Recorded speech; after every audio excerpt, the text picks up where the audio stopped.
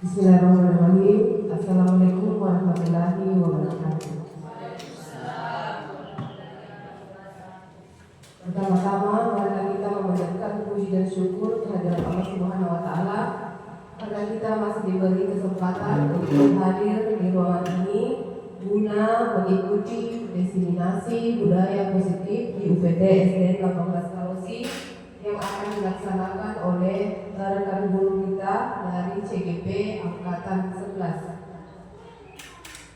Dan kalau pula kita kirimkan salawat dan taslim kepada Nabi besar junjungan kita Muhammad Sallallahu Alaihi Wasallam, kepada sahabat-sahabatnya, bahkan kepada kita sekalian yang masih konsekuen terhadap ajaran.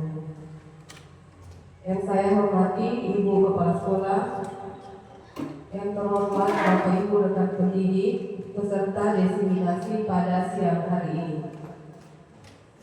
Adapun beberapa sesi acara yang kita laksanakan pada hari ini, yaitu yang pertama pembukaan. Marilah kita bersama-sama membuka acara ini dengan membaca Bismillahirrahmanirrahim. Acara selanjutnya yaitu pemaparan materi penyebaran pemahaman atau diseminasi budaya positif yang akan disampaikan sambutan yang akan disampaikan oleh Ibu Kepala UPT SDN 18 Kalosi, dan kepada Ibu kami persilahkan.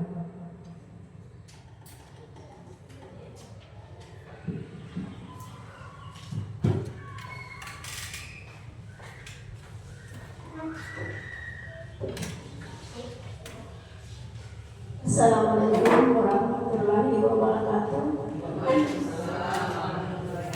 Alhamdulillah, pada siang hari ini kita dapat berkumpul di ruangan kelas ini dalam rangka pemaparan atas jalannya diseminasi tentang budaya positif oleh guru penggerak angkatan 11. Dan tak lupa pula kita berikan salam dan salawat atas Nabi besar Muhammad Sallallahu Alaihi Wasallam, Nabi yang menjadi panutan bagi kita semua.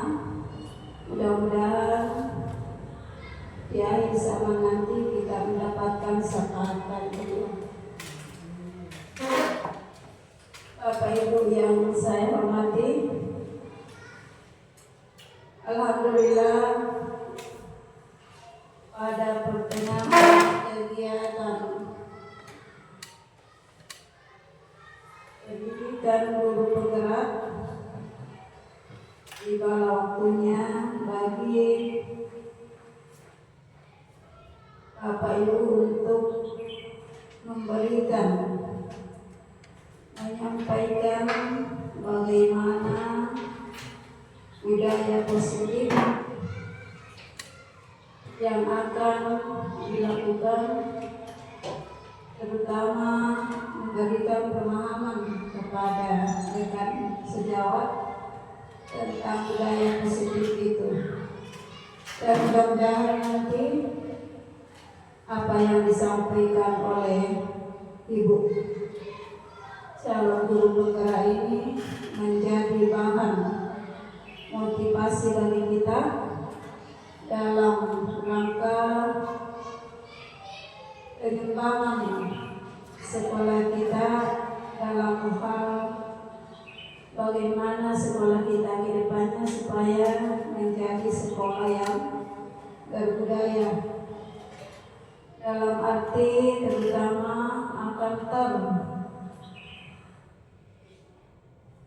akan melekat pada diri siswa kita supaya mereka nantinya dapat menjadi anak yang berkarakter dengan baik dimanapun mereka berada.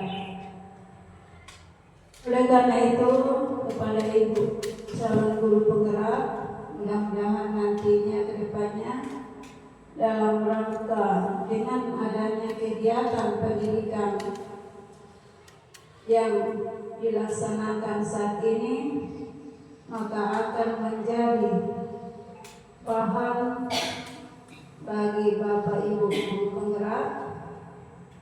untuk selalu termotivasi menyampaikan tentang bagaimanakah budaya positif itu dimanapun berada. Karena mengapa? Budaya positif ini adalah salah satu program yang memang perlu dan sangat perlu dilakukan di sekolah. Dalam hal karena ini adalah sesuai dengan pengembangan karakter yang ada di sekolah. Nah, terutama dalam hal kegiatan disiplin yang selalu dilaksanakan oleh guru dalam lingkungan sekolah. Dan tentunya dalam kegiatan tersebut kita sebagai Bapak Ibu guru yang belum atau salah tidak ada pendaftaran nantinya akan termotivasi untuk selalu bisa nantinya seperti ibu atau bapak calon guru penggerak. Karena ini insyaallah Bapak Ibu akan melalui.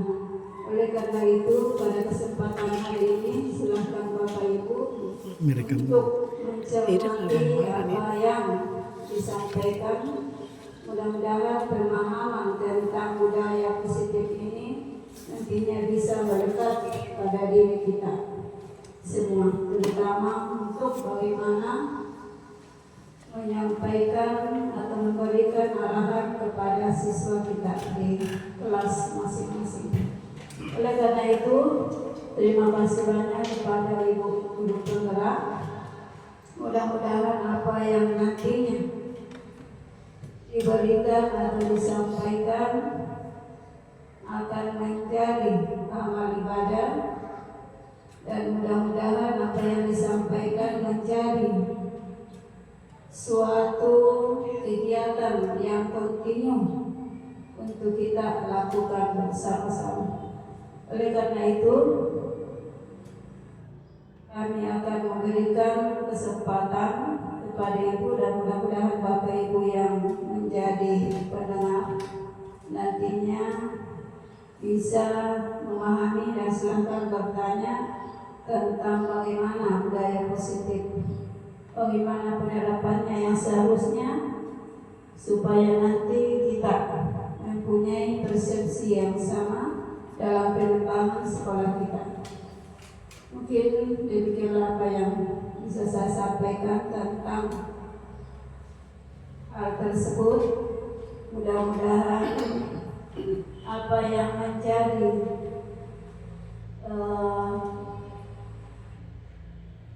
penyebaran atau apa yang disampaikan oleh calon guru penggerak nantinya ini dapat menjadi acuan bagi kita semua.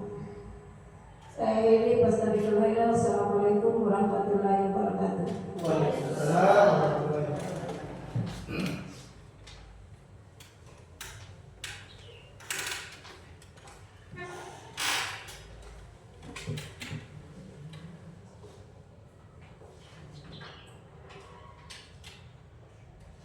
Demikianlah sambutan dari Ibu Kepala UPT SDN 18 Kalosi, dan kepadanya kami mengucapkan banyak terima kasih. Acara selanjutnya yaitu penyebaran pemahaman yang akan disampaikan oleh Ibu calon guru penggerak angkatan 11, Ibu Mardia SPD, dan kepadanya silakan.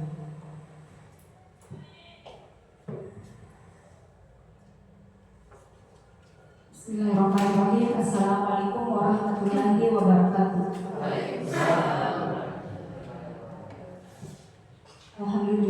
Alhamdulillahirabbil alamin. Asyhadu an la ilaha illallah wa asyhadu anna Muhammadan abduhu wa rasuluh.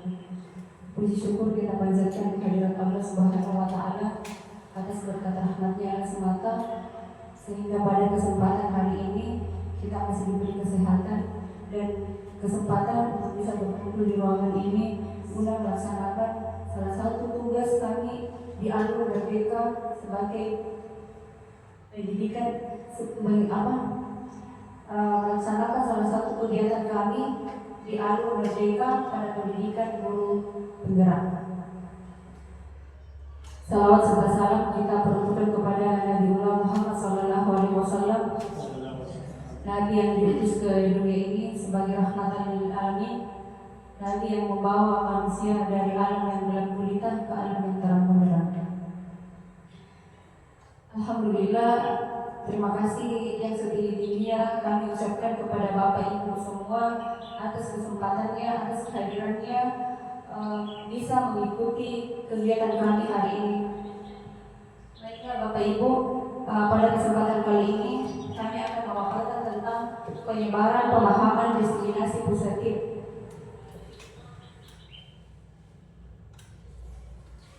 Sekarang apa itu budaya positif? Budaya positif adalah nilai-nilai atau keyakinan, kebiasaan di sekolah yang berpihak pada murid agar murid dapat berkembang. Budaya positif dapat diterapkan di sekolah atau menciptakan pendidikan yang berkualitas dan mampu menciptakan profil pelajar Pancasila. Sebagai guru, kita mempunyai peran penting untuk mendorong terciptanya budaya positif di sebuah sekolah. Kita guru diibaratkan adalah petani, bahwa kita ambil contoh dan perbandingan dengan kehidupan tumbuh-tumbuhan seorang petani. Pada hakikatnya sama kewajibannya dengan seorang pendidik yang menanam padi misalnya, hanya dapat menuntut tumbuhnya padi. Ia dapat memperbaiki kondisi tanah, memelihara tanaman padi, memberi pupuk dan air, membasmi ulat-ulat atau jamur-jamur yang mengganggu hidup tanaman padi dan lain sebagainya. Jadi di sini maksudnya adalah bahwa kita sebagai guru itu hanya menuntut. Kita tidak bisa memperbaiki anak-anak kita karena ada kodrat alam dalam diri anak-anak kita, tetapi kita menuntut mereka bisa memperbaiki mereka lewat budaya positif.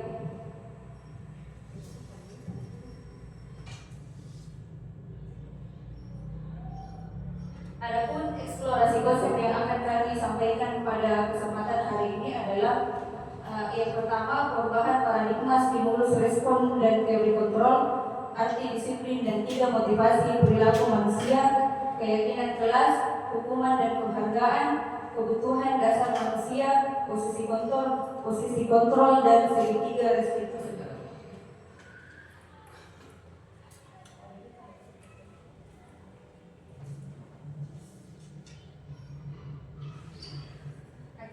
Ini adalah perubahan paradigma. Jadi sebelum kita masuk pada pembahasan, kita akan melakukan sedikit kegiatan speaking. Jadi ada A dan B. A itu adalah Anda sendiri dan B itu adalah teman Anda. Sobeklah secari kertas kecil, tuliskan benda atau sesuatu yang sangat berharga untuk Anda. Letakkan di salah satu tangan Anda dan genggam benda tersebut dengan segala daya. Buatlah sebuah kepalan. Teman Anda akan mencoba dengan sebuah tenaga dan berbagai cara untuk meminta Anda memberikan benda tersebut.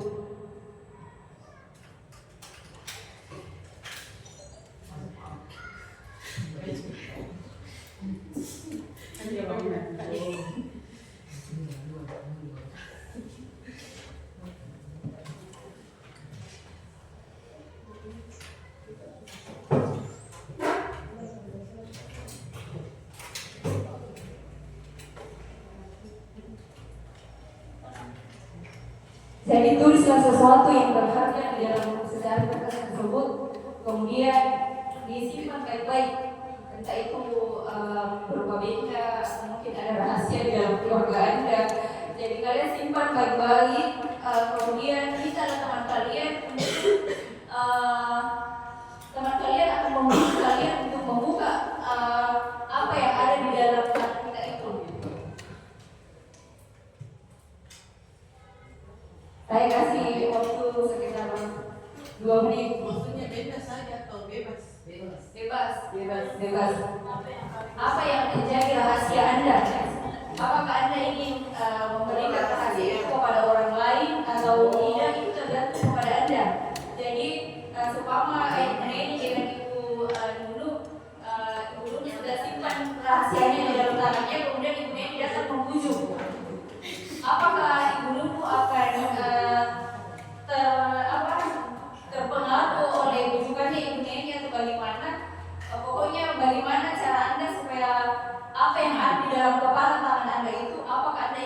memberitahu kepada orang lain atau tidak? Bisa kayak trauma gitu bisa. Bisa. Apa yang menjadi rahasia Anda? Iya. Bisa.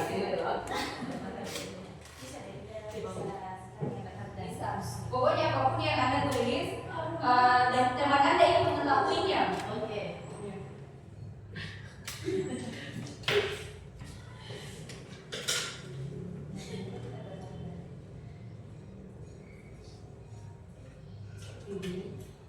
Bisa dimulai. Silakan siapa yang ingin membujuk temannya.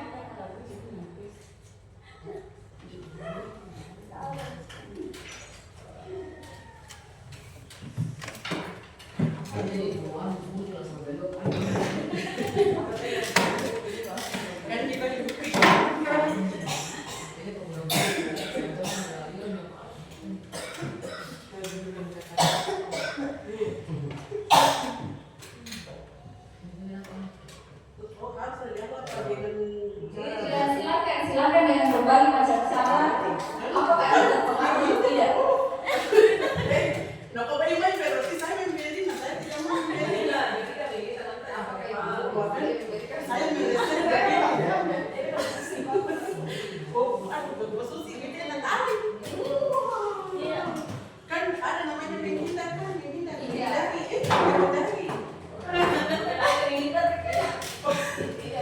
Berarti saben saya. Selamanya kalau kepala tangan harus dibuka itu tadi kan diri Anda adalah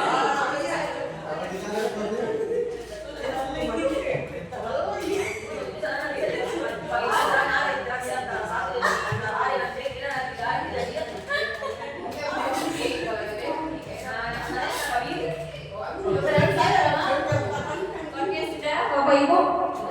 Ya oke, jadi terima kasih atas kerjasamanya semua. Jadi apa hikmah dari permainan kita kali ini adalah bahwa yang memegang kontrol diri kita itu adalah diri kita sendiri. Jadi walaupun sebagaimana teman kita membujuk, teman kita memerintah, diberikan hadiah atau apa, tapi yang memegang kontrol diri kita adalah diri kita sendiri. Jadi yang mengontrol diri kita itu adalah diri kita sendiri. Oke? Kita lanjut bahwa perubahan paradigma teori kontrol atau ilusi kontrol. Jadi ilusi guru mengontrol murid. Jadi ini hanya sebuah ilusi bahwa bahwa guru yang mengontrol murid, karena pada dasarnya yang mengontrol dirinya sendiri adalah murid itu sendiri. Kemudian ilusi bahwa kritik dan membuat orang merasa bersalah dapat membuatkan karakter. Ilusi bahwa semua penguatan positif, efektif dan bermanfaat. Ilusi bahwa orang dewasa memiliki hak untuk memaksa. Jadi yang ada di atas itu hanyalah sebuah ilusi bahwa yang mengontrol diri kita sendiri itu adalah kita sendiri. Apa makna disiplin? Berasal dari bahasa Latin yaitu disiplina yang artinya belajar. Makna asal dari kata ini berkonotasi dengan disiplin diri dan murid-murid Socrates dan Plato. Disiplin diri membuat orang menggali potensinya menuju sebuah tujuan apa yang dia hargai. Namun dalam budaya kita, makna kata disiplin telah berubah menjadi sesuatu yang dilakukan seseorang pada orang lain untuk mendapatkan kepatuhan. Cenderung umum adalah menghubungkan kata disiplin dengan ketidaknyamanan, bukan dengan apa yang kita hargai atau mencapai suatu tujuan mulia. Teori motivasi perilaku manusia. Yang pertama, untuk menghindari ketidaknyamanan atau hukuman. Ini adalah salah satu motivasi eksternal. Biasa terjadi dalam lingkungan sekolah kita. Anak-anak terkadang nanti melakukan suatu aturan atau menaati suatu aturan karena dia ingin menghindari hukuman.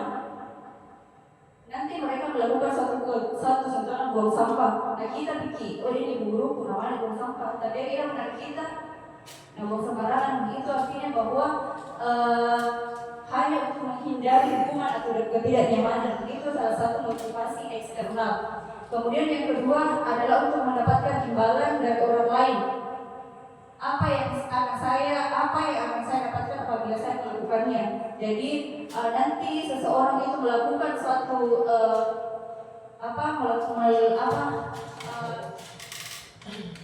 dia baru mau menaati peraturan lalu dia mendapat imbalan.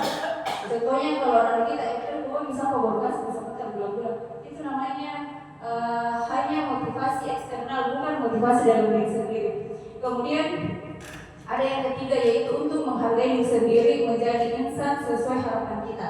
Inilah motivasi internal, yang motivasi yang ada di dalam diri kita sendiri.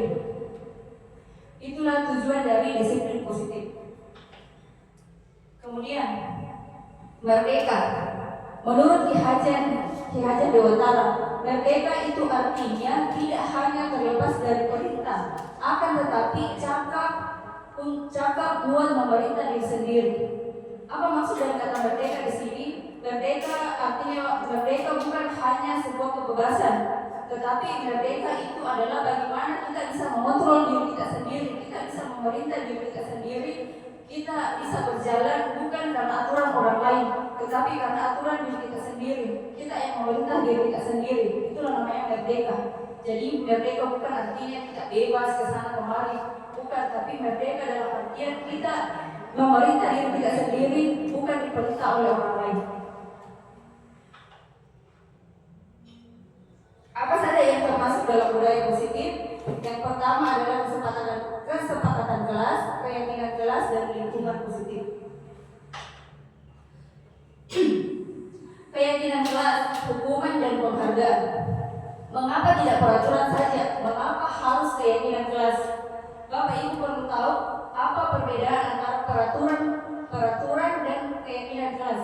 Peraturan itu adalah sebuah aturan yang dibuat oleh guru itu sendiri tanpa melibatkan murid atau peserta didik. Sedangkan keyakinan kelas adalah aturan yang dibuat sesuai dengan kesepakatan antara murid dan guru. Nah, yaitu perbedaan antara peraturan dan ini ada beberapa contoh kesepakatan kelas, yaitu datang tepat waktu, mengucapkan salam, menjaga kebersihan sekolah, berdoa sebelum dan sesudah kegiatan, aktif dalam pembelajaran. Kan biasanya kalau kita bikin aturan, kita mengatakan tidak datang terlambat, biasanya kan seperti itu, tidak membuang sampah sembarangan. Dalam peraturan kelas kita ambil dengan kalimat positif, contohnya datang tepat waktu, mengucapkan salam. Jadi dalam membuat satu kesepakatan kelas, kita menghindari kata-kata negatif seperti kata tidak.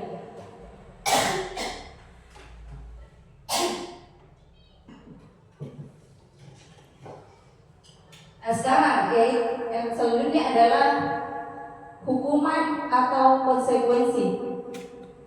Perlu Bapak Ibu ketahui perbedaan antara hukuman dan konsekuensi.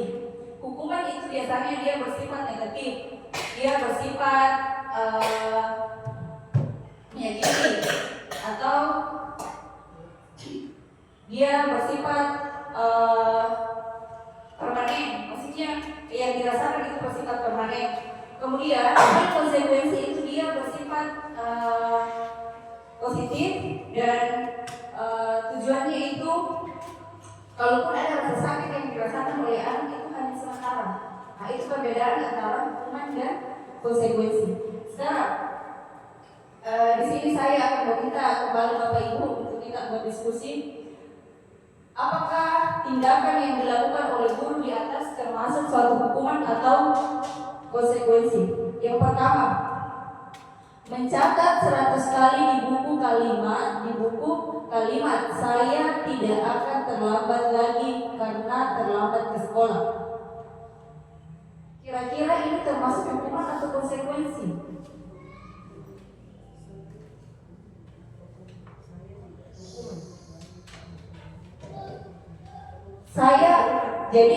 Jadi siswa ini disuruh mencatat di bukunya sebanyak 100 kali. Apakah ini termasuk ke dalam hukuman atau konsekuensi? Hukuman. Ya, kita simpan jawabannya. Yang kedua, lari mengelilingi lapangan basket 2 kali karena terlambat hadir di sekolah. Termasuk sanksi atau konsekuensi? Hukuman. Ada yang jawab hukuman, ada yang jawab konsekuensi. Jadi simpan saja jawabannya, sebentar kita lihat. Murid diminta push up 15 kali karena tidak menggunakan masker ke sekolah. Apa kata Mas? Hukuman atau konsekuensi? Hukuman. Oke. Yang keempat, menggantikan kertas tugas temannya yang telah dicoret-coret. Konsekuensi. Membersihkan tumpahan air di meja tulis karena tersenggol pada saat belajar. Konsekuensi. Meminta murid tidak mengenakan sepatu seharian di sekolah karena tidak mengenakan sepatu hitam. Hukuman. Hukuman. Lari mengelilingi lapangan basket 2 kali karena terlambat 10 menit untuk pelajaran PJOK. Hukuman. Guru PJOK, kira-kira ini konsekuensi atau hukuman? Hukuman. Oke, Bapak Ibu, kita lihat jawaban Bapak Ibu. Jadi mencatat 100 kali termasuk hukuman, mengelilingi lapangan basket 2 kali termasuk hukuman, meminta murid push up termasuk hukuman, kemudian menggantikan kertas tugas teman yang dicoret-coret itu adalah sanksi atau konsekuensi, membersihkan tumpahan air di meja tulis karena tersenggol pada saat belajar adalah konsekuensi, murid disuruh mengenakan sepatu hitam seharian di sekolah karena tidak mengenakan sepatu hitam. Hukuman, mengelilingi lapangan basket 2 kali karena terlambat 10 menit untuk pelajaran PJOK.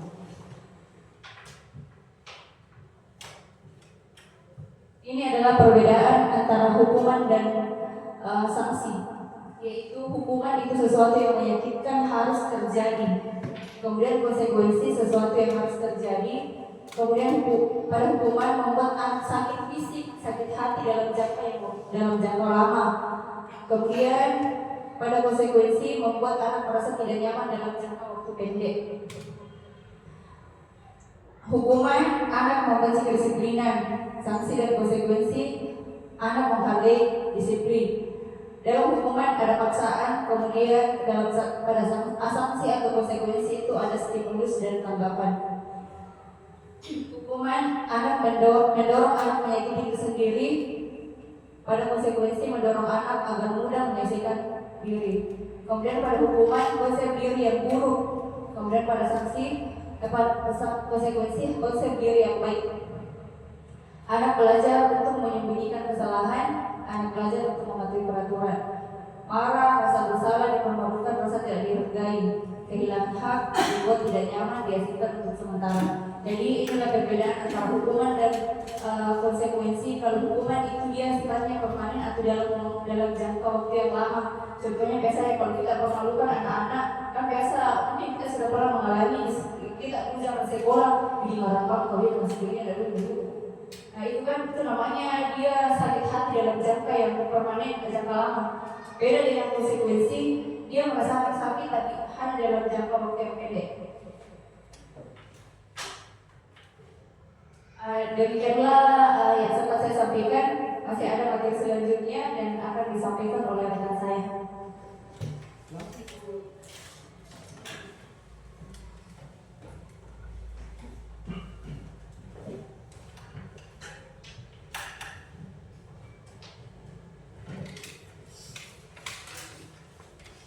Demikianlah pemaparan materi diseminasi yang disampaikan oleh salah satu ibu CGP Angkatan 11 oleh Ibu Matia, dan kepadanya kami ucapkan terima kasih. Selanjutnya untuk materi berikutnya akan disampaikan oleh Pak Asran SPD sebagai calon guru penggerak Angkatan 11, dan kepada Bapak Adi.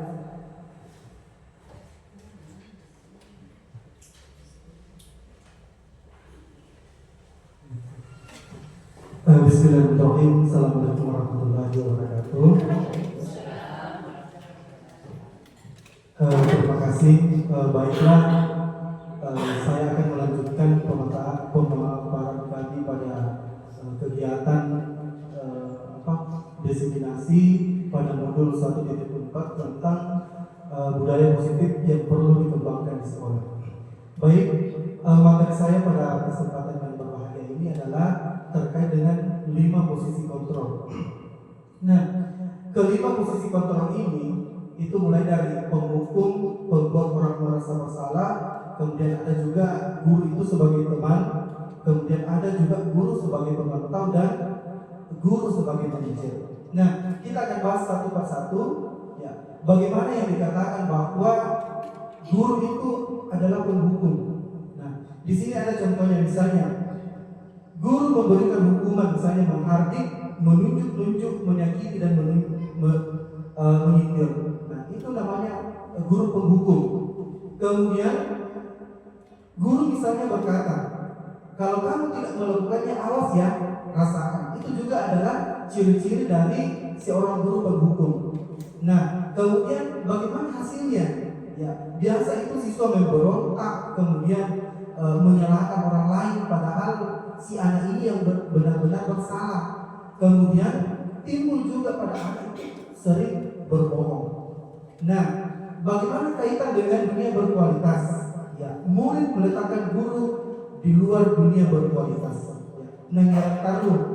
Kemudian anak-anak itu atau murid itu biasa berkata, biarkan saja, nanti juga marah-marah lagi. Jadi mungkin karena dia penghukum, jadi ini si anak atau murid itu akhirnya mau salah ya, memang kalau guru kisah lebih memang itu ciri-ciri guru penghukum. Kemudian apa dampaknya kepada murid? Ya, anak-anak itu sering mengulangi kesalahannya. Nah, kemudian guru, bagaimana ciri guru-guru membuat orang merasa bersalah? Ya, guru itu berbuat misalnya berceramah dan mengatakan seharusnya atau ibu kecewa. Kemudian dari perkataan guru, ya kamu seharusnya, kamu sudah tahu, ibu lelah sekali mengatakannya, ibu stres. Ya, jadi itu ciri-ciri guru yang sering membuat orang merasa bersalah. Kemudian hasilnya anak-anak sering menyembunyikan, menyangkal dan berbohong. Ya, kemudian kaitannya dengan dunia berkualitas, murid meletakkan guru di dalam dunia berkualitas. Apa kata murid? Maafkan saya. Nah, apa dampaknya? Merasa rendah diri. Oke, ada teman itu sering memberikan alasan-alasan untuk muridnya, ya si sobat muridnya, kemudian ayolah lakukan demi ibu. Masa kamu tidak mau? Ingat, tidak ibu pernah bantu. Ketergantungan. Kemudian bagaimana guru seorang pemantau, ya menghitung dan mengukur. Kemudian apa peraturannya? Kemudian hasilnya menyelesaikan diri bila diawasi. Nah, bagaimana seorang guru yang bertindak sebagai manajer? Ya, mengajukan pertanyaan-pertanyaan. Kemudian apa yang kita yakini, apa yang bisa kau kerjakan untuk memperbaiki masalah ini. Kemudian hasilnya menguatkan pribadi. Oke, kita lihat ya, bagaimana ciri-ciri guru penghukum. Biasanya itu kalau guru yang suka menghukum itu nada suaranya tinggi. Ya. Kemudian bahasa tubuhnya misalnya matanya sering melotot dan jari menunjuk-nunjuk untuk menghati. Contohnya terlambat lagi, pasti terlambat lagi, selalu datang terlambat. Kapan bisa datang tepat waktu? Ini kata-kata kalau kita guru sebagai penghukum. Nah, tanyakan kepada diri Anda, bagaimana perasaan bila guru berbicara seperti itu pada saat muridnya datang terlambat? Kemudian ada contoh di sini, ya akibatnya, ya kemungkinan murid marah dan mendendam atau bersifat agresif. Kemudian bisa jadi sesudah kembali duduk, murid tersebut akan mencoret-coret bukunya atau meja tulisnya. Lebih buruk lagi, sepulang sekolah murid melihat motor atau mobil bapak ibu guru dan akan menggores kendaraan tersebut dengan paku. Kemudian dua ciri-ciri guru membuat orang lain merasa bersalah. Ya, ini biasa nada suaranya halus atau memelas atau sedih. Kemudian bahasa tubuhnya merapat pada anak dan lesu. Nah, contohnya, Adi, kamu ini bagaimana ya? Kamu sudah berjanji dengan ibu tidak akan terlambat lagi. Kamu kenapa ya senang sekali mengecewakan ibu? Ibu benar-benar kecewa sekali. Nah, bagaimana perasaan murid kalau ditegur seperti itu? Ya, ini murid akan merasa bersalah. Kenapa? Ya, bersalah telah mengecewakan ibu atau bapak gurunya. Murid akan merasa menjadi orang yang gagal, tidak sanggup membahagiakan orang lain. Kadang-kala sikap seperti ini lebih berbahaya dari sikap penghukum, karena emosi akan tertanam rapat di dalam ya, murid menahan perasaan. Tidak seperti murid dalam dengan guru penghukum, di mana murid bisa menumpahkan amarahnya walaupun dengan cara negatif. Murid tertekan seperti inilah yang tiba-tiba bisa meletus amarahnya dan bisa menyakiti diri sendiri atau orang lain. Kemudian yang ketiga, bagaimana ciri-ciri guru itu sebagai teman? Ya, biasa nada suaranya ramah, kemudian akrab, ya suka bercanda dengan murid, kemudian bahasa tubuh itu merapat pada murid, mata dan senyum jenaka. Minta bang, ya kemudian contohnya, Adi, ayolah bagaimana sih kamu? Kemarin kamu sudah janji ke bapak bukan? Kenapa terlambat lagi? Sambil tertawa ringan. Ya sudah, tidak apa-apa. Duduk dulu di sana. Nanti Pak Guru bantu kamu. Nanti Pak Guru bantu kamu ini. Bagaimana perasaan murid? Ya. Murid akan merasa senang dan akrab dengan guru. Ini termasuk dampak yang positif. Hanya saja di sisi negatif, murid menjadi ketergantungan pada guru tersebut. Bila ada masalah, dia merasa bisa mengandalkan guru tersebut untuk membantunya. Akibat lain dari posisi teman, Adi ini hanya akan berbuat sesuatu bila yang menyuruh adalah guru tersebut. Dan belum tentu berlaku yang sama dengan guru atau orang lain. Ini biasa terjadi ya di sekolah-sekolah lain. Guru yang akrab dengan temannya biasa ia mandang dan bisa ini. Guru yang lain tidak. Ya. Kemudian yang keempat, bagaimana itu guru pemantau? Nada suaranya itu bahasa tubuhnya yang formal. Contohnya, guru, Adi, tahukah kamu jam berapa kita memulai? Tahu Pak, kamu terlambat 15 menit. Apakah kamu sudah mengerti apa yang harus dilakukan dan terlambat?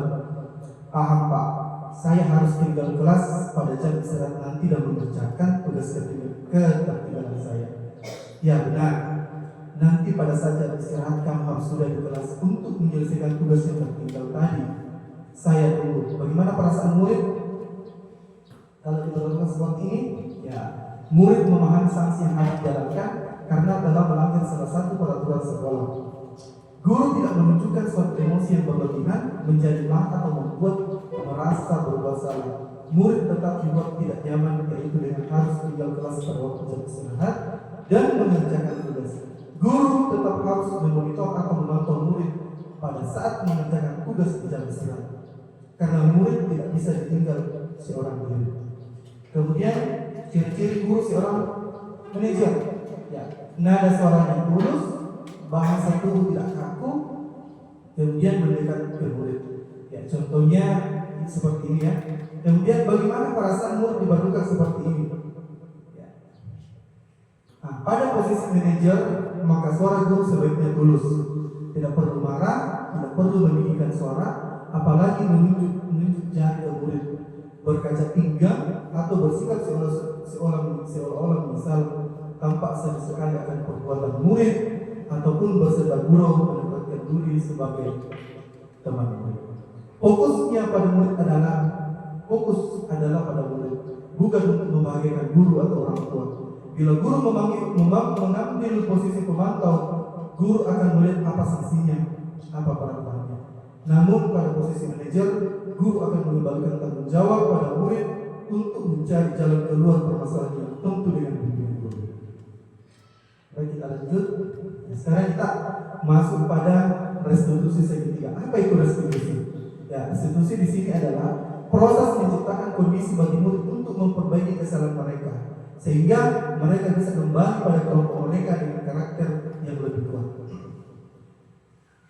Ini ada segitiga restitusi. Yang pertama adalah menstabilkan identitas, kemudian validasi tindakan yang salah, dan menanyakan keyakinan. Setiap orang pasti pernah melakukan kesalahan. Bukan kamu bukan satu-satunya yang pernah melakukan ini. Kemudian kita lanjut. Ya. Untuk membuat anak yang merasa gagal karena berbuat salah menjadi positif terhadap dirinya. Ini contoh kalau kita menstabilkan identitas. Misalnya guru berkata seperti ini: berbuat salah itu hal yang manusiawi. Tidak ada manusia yang sempurna. Bapak Ibu juga pernah membuat salah. Kita pasti bisa menyelesaikan permasalahan ini. Bapak Ibu tidak tertarik untuk mencari tahu siapa yang benar, siapa yang salah. Bapak Ibu lebih tertarik untuk menyelesaikan masalah. Kalau kamu menyalahkan dirimu sendiri terus menerus, apakah kamu bersikap baik pada dirimu sendiri? Kemudian validasi tindakan yang salah, ya guru berkata seperti ini. Kamu pasti punya alasan mengapa melakukannya. Apa yang penting bagi kamu? Kemudian kamu boleh tetap berusaha menjaga sikap itu, tapi tambahkan sikap yang lain, yang baru. Maukah kamu belajar cara lain untuk mendapat yang kamu butuhkan tanpa harus memukul? Apakah kamu bisa melakukan dengan lebih baik besok lagi?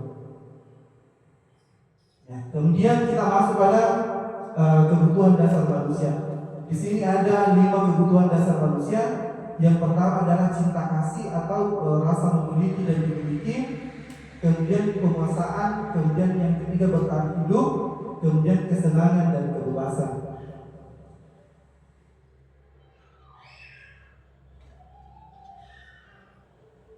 Yang terakhir adalah menanyakan keyakinan. Ini masih segitiga tadi. Contohnya adalah guru berkata, apa nilai kita percaya di kelas atau sekolah kita? Nilai-nilai universal apa yang telah kita sepakati? Kelas ideal itu seperti apa sih? Ya. Kamu ingin menjadi anak seperti apa? Apa yang kamu rasakan ketika kamu melakukannya itu? Ya, kamu menjadi orang yang seperti itu. Mungkin sampai di sini yang bisa kami paparkan pada pemahaman kali ini. Kurang dan lebihnya mohon dimaafkan. Billahi taufiq wal hidayah. Wassalamualaikum warahmatullahi wabarakatuh.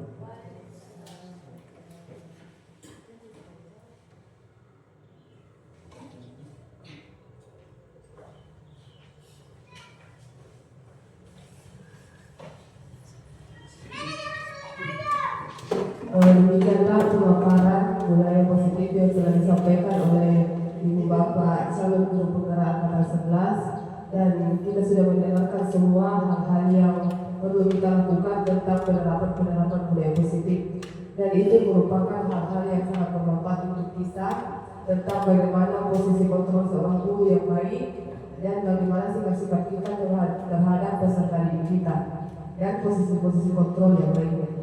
Demikianlah diseminasi budaya positif pada hari ini yang telah dibawakan oleh Bapak Ibu CGP Angkatan ke-11, dan kepadanya diucapkan terima kasih. Wabillahi taufiq wal hidayah. Wassalamualaikum warahmatullahi wabarakatuh.